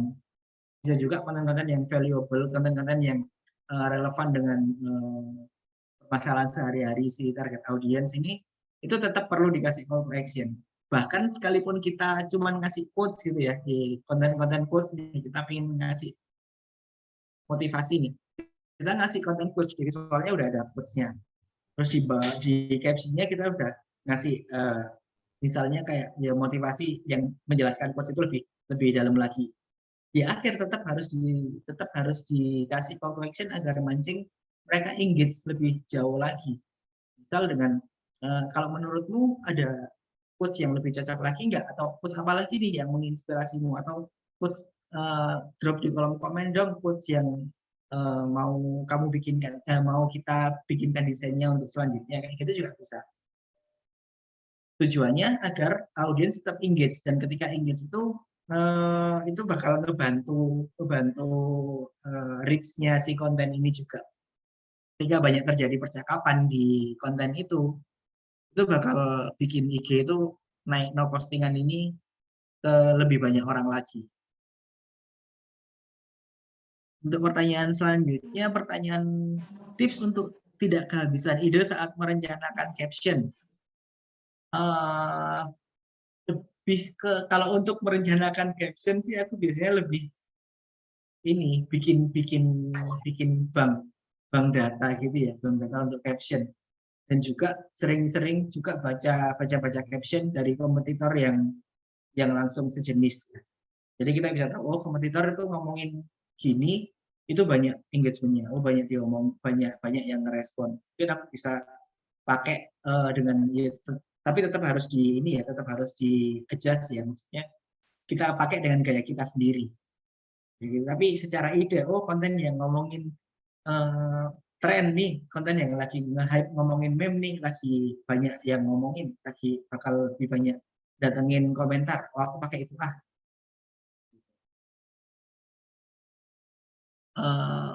selain baca dari kompetitor, banyak baca aja sih dari dari platform lain, itu juga biasanya aku sering dapat ide caption.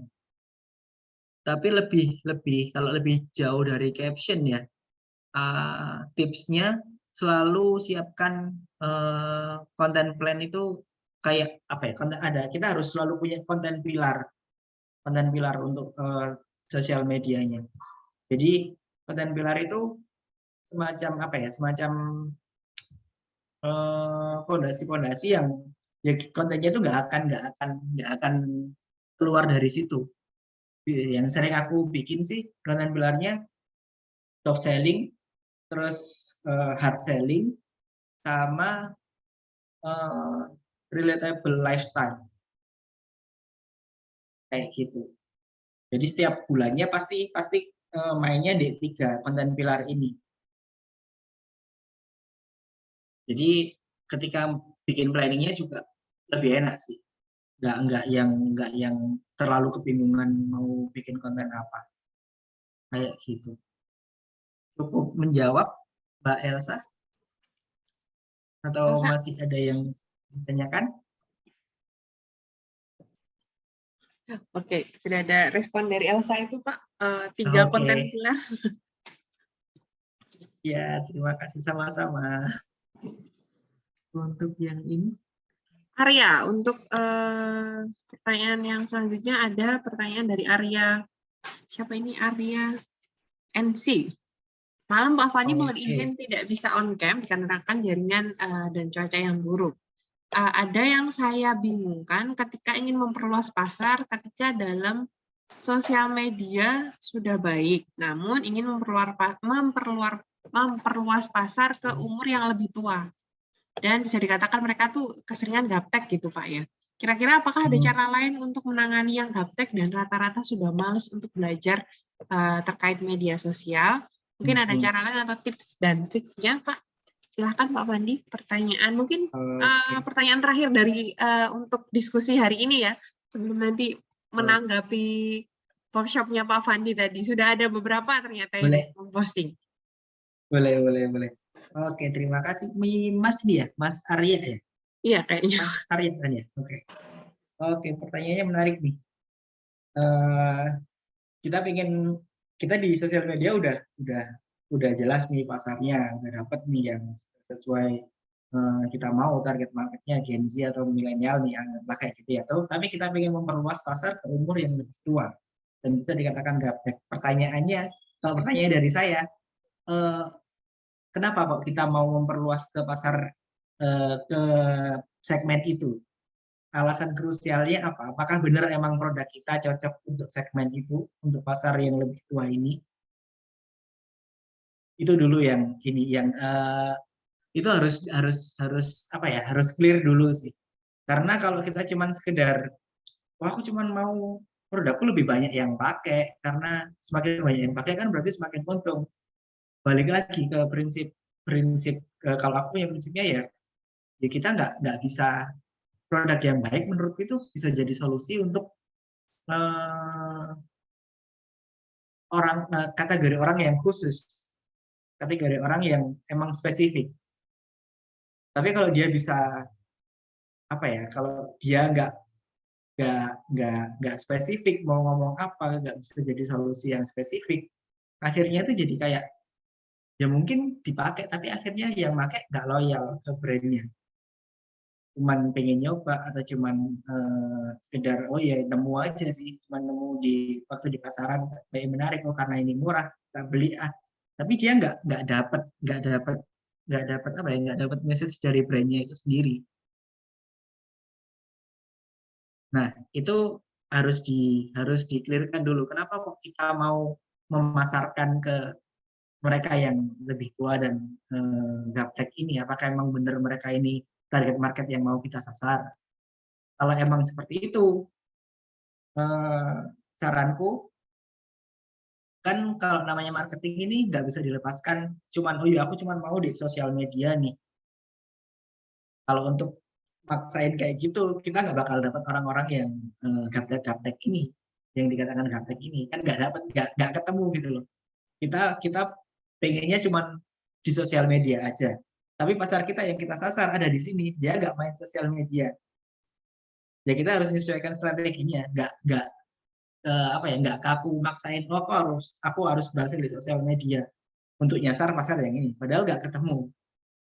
Harus pakai strategi yang lain, bisa pakai strategi yang konvensional, mendekati mereka lebih pakai mungkin di iklan di koran atau iklan di produk-produk placement di sinetron TV atau iklan di TV, seperti itu sih.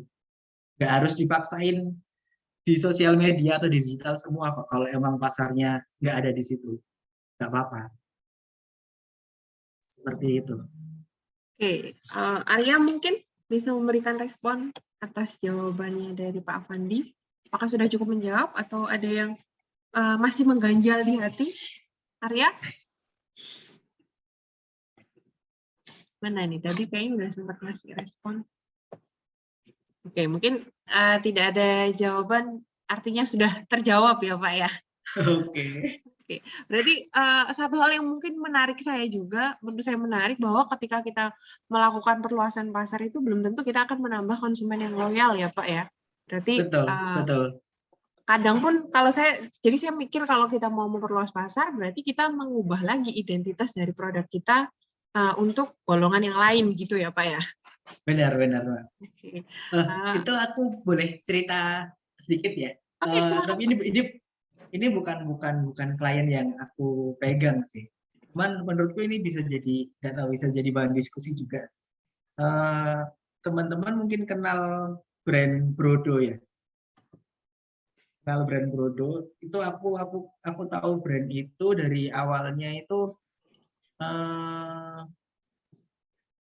waktu mereka jualan produksi sepatunya itu sepatu kulit, dan mereka emang dikenal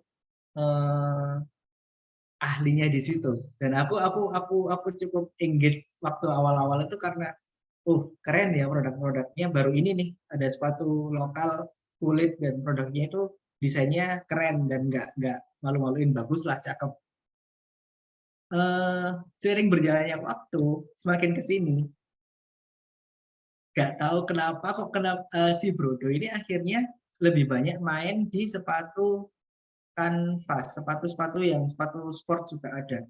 Tapi justru malah sepatu yang leathernya ini, sepatu kulitnya malah dikesampingkan gitu loh, nggak dikasih proporsi yang seperti di awal. Jadi kayak yang aku sebagai pasarnya ini awalnya mikir, loh Brodo ini kan harusnya aku kenali Brodo ini kan produsen sepatu kulit yang keren ya, kok sekarang jadi nggak banyak sepatu kulit yang muncul ya.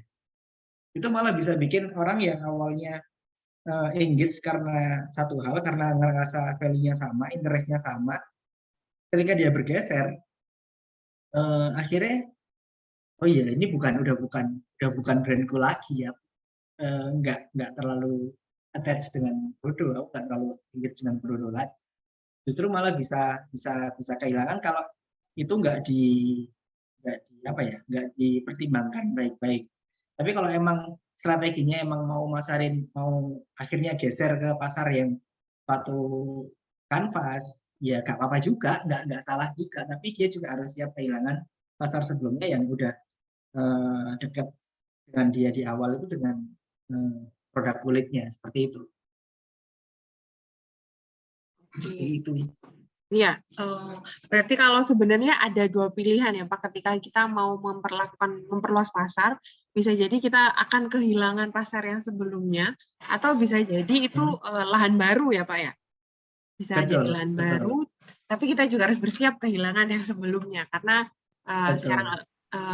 secara langsung ataupun tidak langsung pasti identitas produknya akan berubah. Baik.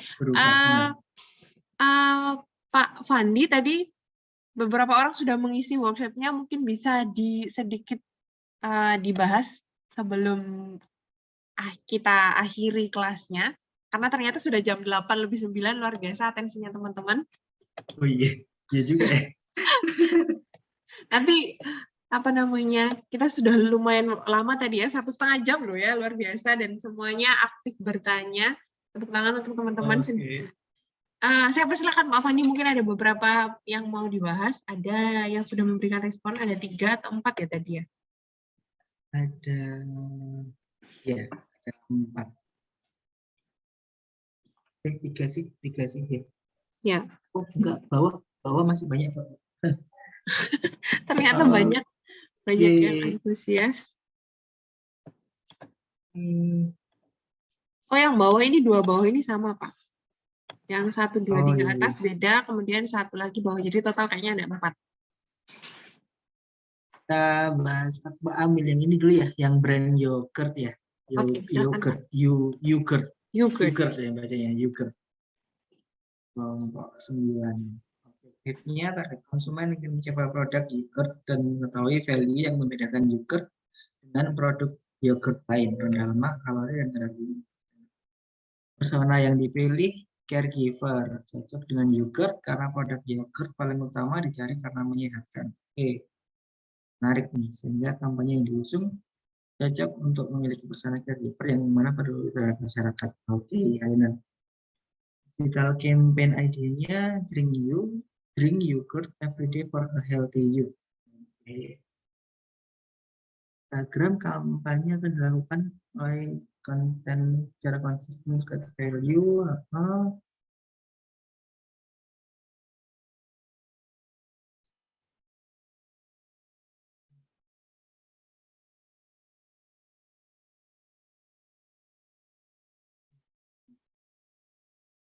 Oke, nice nih. Strateginya yang utama dia konsisten memberikan konten untuk pemberian solusi konsumen berdasarkan value yang ditawarkan yogurt ya. Mungkin bisa juga kalau lihat sukses metriknya kan dapat bersaing untuk meraih market share nomor 1 di Indonesia di kategori yogurt. Mungkin secara strategi juga perlu nambahkan untuk apa ya, yang biar terjadi banyak pembelian, entah itu lewat promo, entah itu lewat mungkin paket bundling, bisa seperti itu. Misal nih mungkin ada penelitian khusus nih, harus minum yogurt itu seminggu setiap hari sekali gitu ya. Ya kita bisa bikin apa ya, kita bisa bikin campaign kayak bikin bundling langsung pembelian untuk dikonsumsi selama seminggu.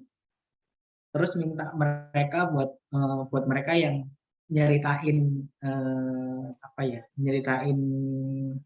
pengalamannya setelah mengkonsumsi seminggu ini, bisa diapresiasi lagi, dikasih reward lagi berupa mungkin produk seminggu lagi lah gitu.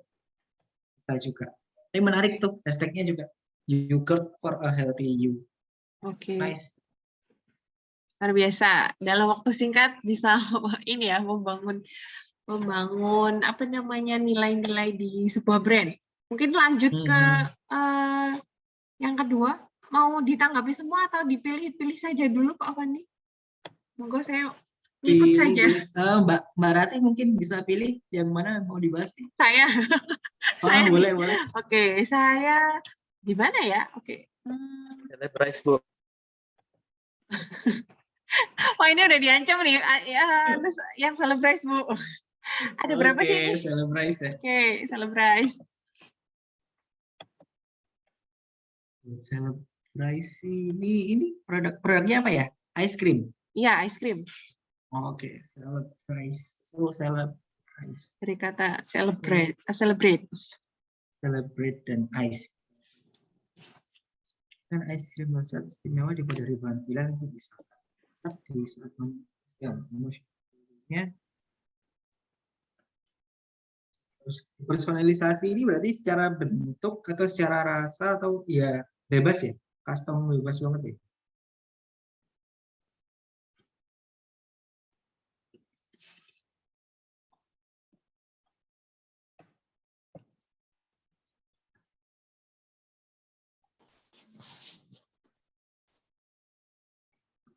Mana Jester terutama.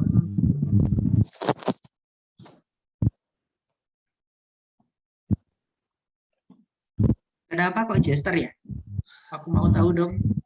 Oke, ini siapa? Ada Tiar, Danang, Gilang, Pandi, Ari. Boleh raise hand yang menuliskan celebrate?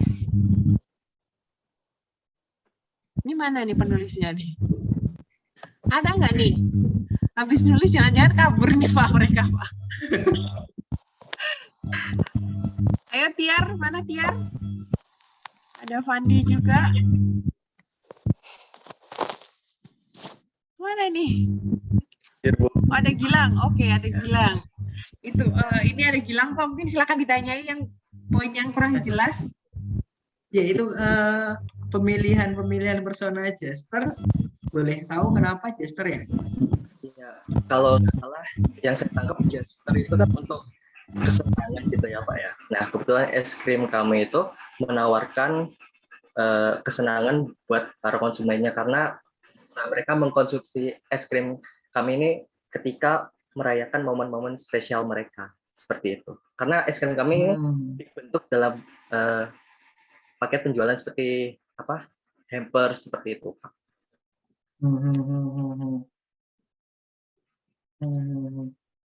Nah, kalau yang aku tangkap ya dari Jester itu harusnya Jester itu apa ya? Jester itu lebih ke dia pleasure tapi pleasure yang ada witty-nya. Jadi dia ada isengnya. Ada apa ya? Ada bikin kita ketawa, ada iseng-isengnya kayak gitu. Dan dia mereka brand-brand Jester ini nggak apa ya, nggak ragu untuk kalau mau nyenggol brand lain ya nggak apa-apa. Gitu. Baik, Pak. Kalau begitu kira-kira yang cocok apa ya, Pak? Ini malah nanya nih. Dapat insight ya, bisa buat tugas. Oke. Mungkin ya kalau menurutku momen spesial gitu-gitu kan butuh intimacy tuh. Aku lebih nggak tahu, menurutku sih lover lebih cocok kali ya. Atau citizen belonging itu juga cocok sih. Baik, Pak. Terima kasih. Oke. Kalau Jester tuh kayak mungkin antar Coca-Cola dan Pepsi itu mereka kan saling senggol satu sama lain ya Pak ya? Bisa masuk Jester ya? Burger King dengan McD. Oh ya. Yang tidak ragu Burger King tuh yang bersaing. Jester. Iya, secara terang-terangan. Benar.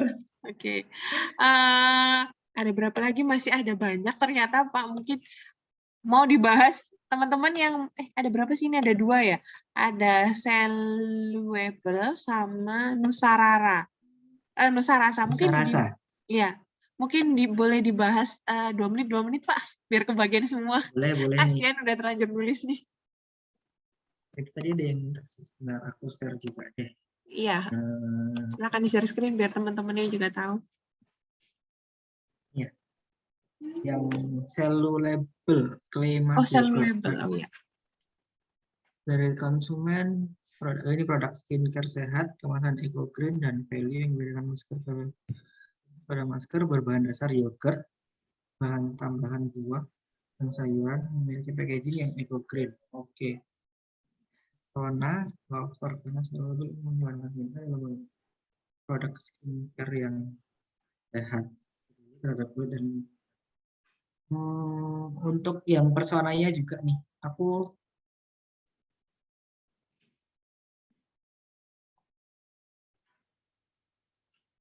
ini yang kayaknya masih sambil ngetik tadi Pak. Yang tuliskan sel web. Oh ya, boleh silakan.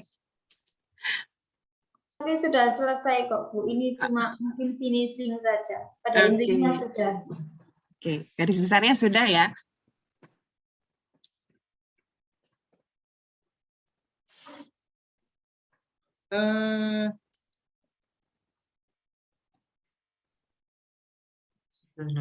Mengajak audiens follower membuat konten storytelling yang merepresentasikan love and love to sell. Karakter menggunakan masterclass. Akan dekat karena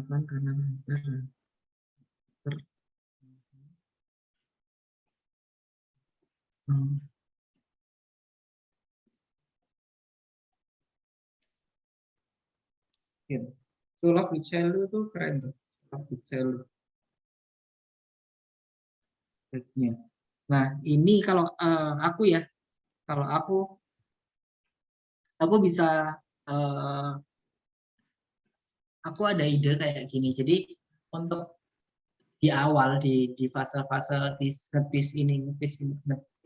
itu kita bisa collab dengan beberapa influencer atau key opinion leader di entah itu di Instagram atau lebih cocok di Twitter sih sebenarnya kalau untuk membangun conversation lebih kenceng itu.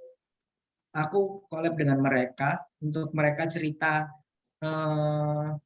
permasalahan kulit mereka kayak gimana sih. Terus mereka juga ya aku pilih atau influencer yang juga concern dengan punya concern terhadap lingkungan.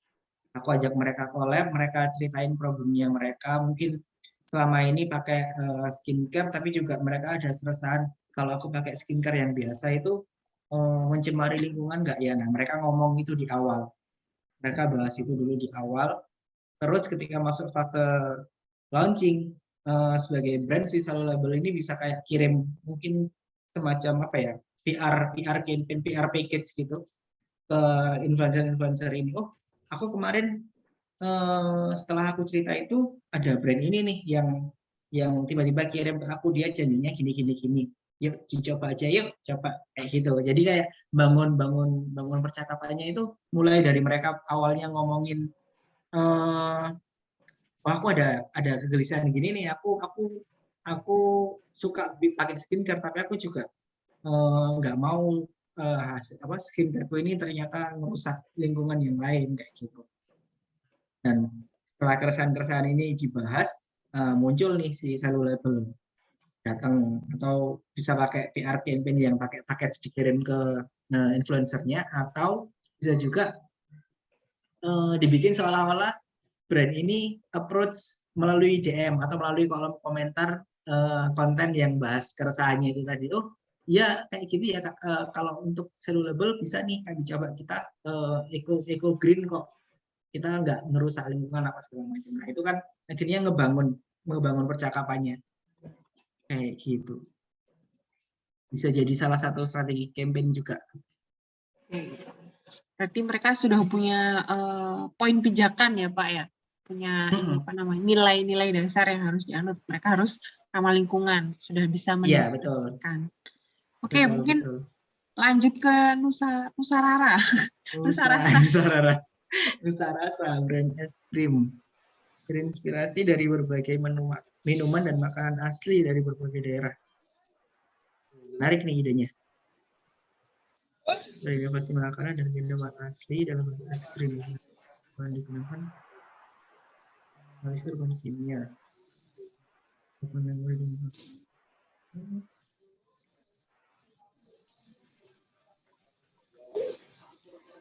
Ini kayaknya dua slide Pak, sampai 2 slide. Iya. Saya dari tadi nyari personanya di mana gitu. Nah, Susan bilangnya oke, cocok seperti yang kubayangkan. Bisa dipilih. Kan ya. Aku rasa bercerita-cerita. Oh nice. Breakdown pasal Instagram. Dan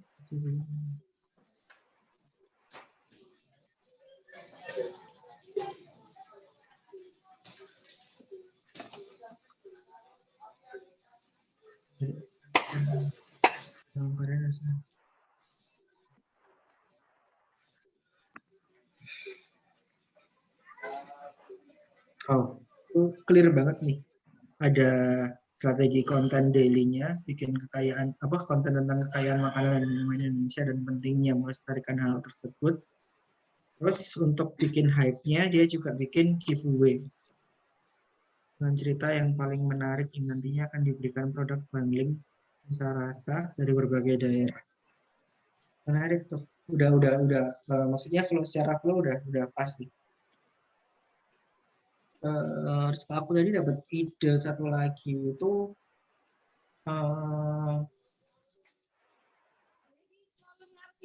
yang ada di bayanganku ya, konten-kontennya itu nanti bakal lebih banyak interaksi kayak tanya-tanya.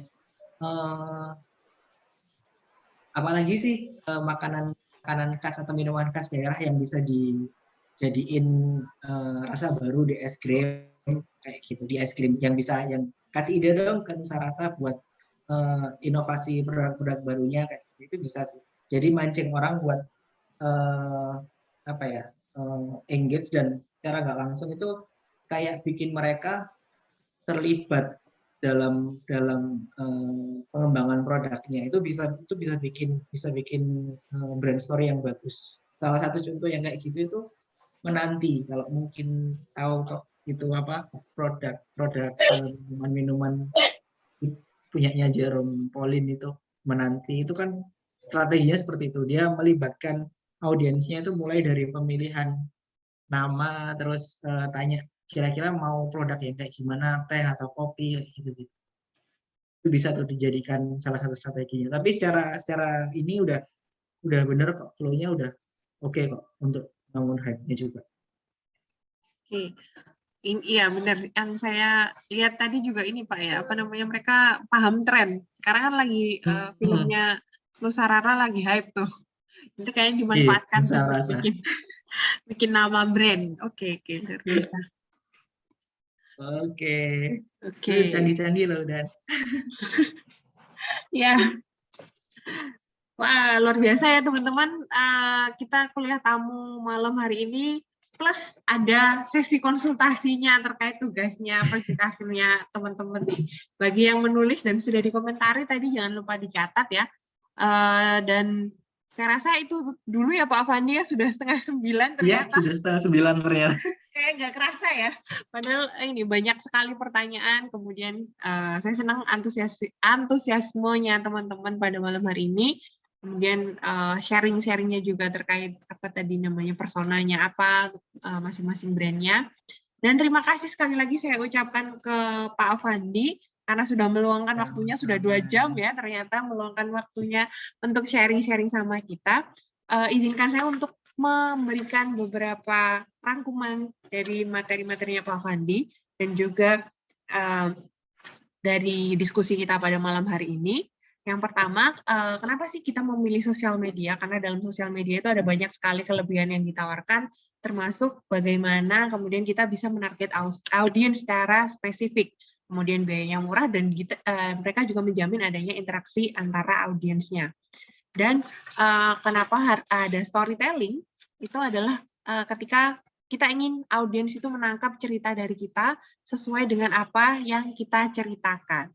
Terakhir yang saya sangat suka, quotes-nya malam ini bisa jadi quotes of the day mungkin ya, dari Pak Afandi, meskipun kita melakukan pemasaran melalui digitalisasi atau branding melalui ranah digital, tapi tetap be human. Jadi kita berbicara tentang manusia, kita harus melakukan pendekatan terhadap manusia secara manusiawi.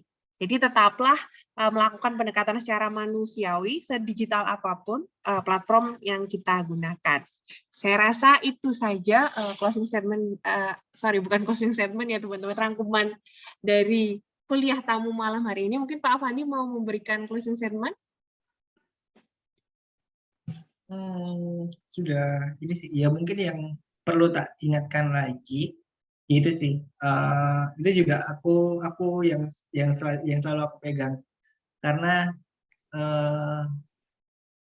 dimanapun zaman itu bisa berubah begitu cepat, tapi jangan sampai perkembangan zaman itu menghilangkan kemanusiaan itu sendiri. Akhirnya orang mikir strategi yang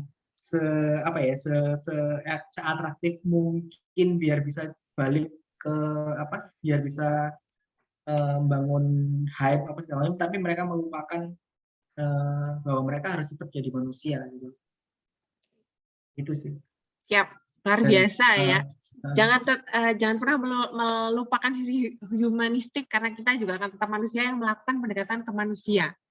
Baik, Betul. terima kasih Pak Afandi, luar biasa sekali materinya, dan terima kasih juga teman-teman yang sudah bergabung di kelas kuliah tamu praktisi mengajar season yang kesekian. Teman-teman tunggu season yang selanjutnya. Saya akhiri kuliah tamu untuk malam hari ini. Selamat malam, selamat beristirahat. Wassalamualaikum warahmatullahi wabarakatuh. Waalaikumsalam. Waalaikumsalam. Terima kasih teman-teman. Terima kasih Pak Afandi. Dan Bu Rati. Boleh ini nggak? Oh ya, foto mungkin. Iya, dokumentasi. Oh iya, buat dokumentasi teman-teman jangan live dulu, boleh on cam dulu. Yang tadi dengerin sambil senderan atau tiduran, bangun dulu. Kita mau foto. Saya tadi sudah ngambil beberapa dokumentasi candid mungkin ya. Sekarang yang lebih proper. Okay. Silakan dinyalakan dulu kameranya teman-teman yang ada di slide 1.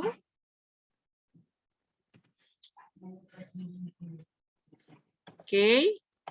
Kemudian yang ada di slide 2.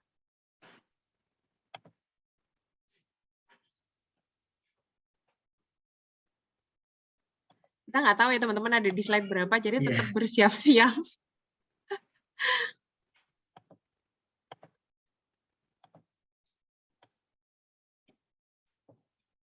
Oke, yang ada di slide 3.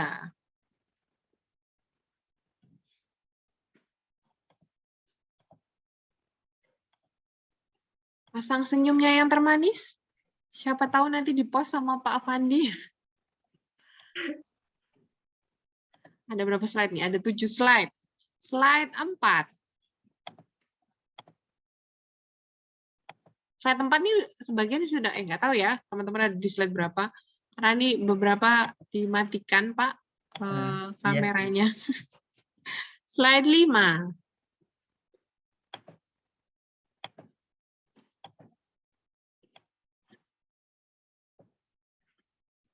Ada 7 slide ternyata. Oke, kurang 2 slide lagi.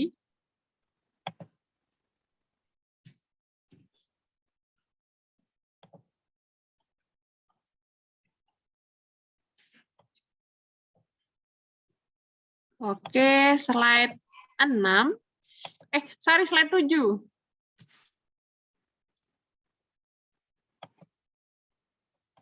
Terakhir. Oke, sudah tersimpan semua Oke. fotonya Terima yang kasih manis-manis. teman-teman. Terima kasih Pak Thank you, Fandi. thank you. Terima kasih Pak Sampai Thank you. ketemu di Terima lain kasih juga Pak kesempatan. Fandi. Ini Bu Rati. Oke.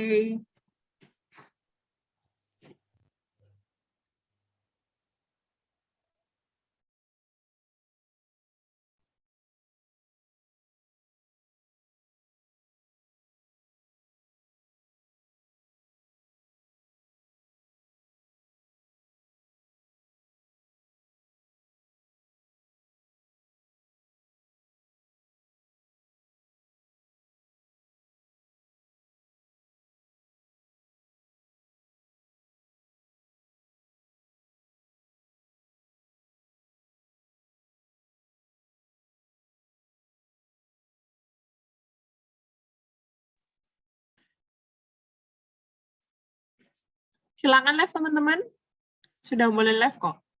Kita lihat nih siapa yang akan bertahan sampai di akhir. Karena ditinggal tidur atau ditinggal kemana. Mohon maaf, Bu Rati, saya pamit live Oke. grup dulu. Oke, silakan Pak Latif. Terima kasih banyak. Selamat malam, Mbak Rati, Mbak Hana, Mbak Ririn, dan teman-teman semua.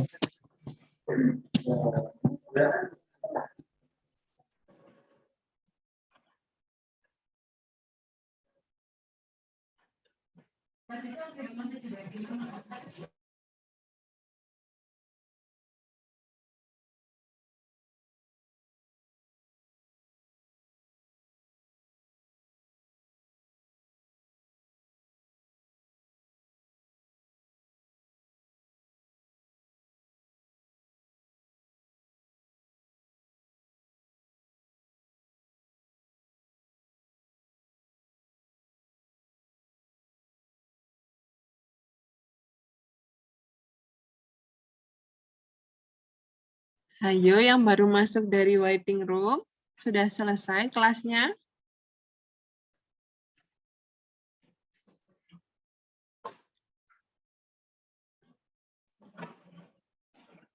Teman-teman silakan live loh kalau sudah ini apa namanya, kita sudah selesai. Kita cek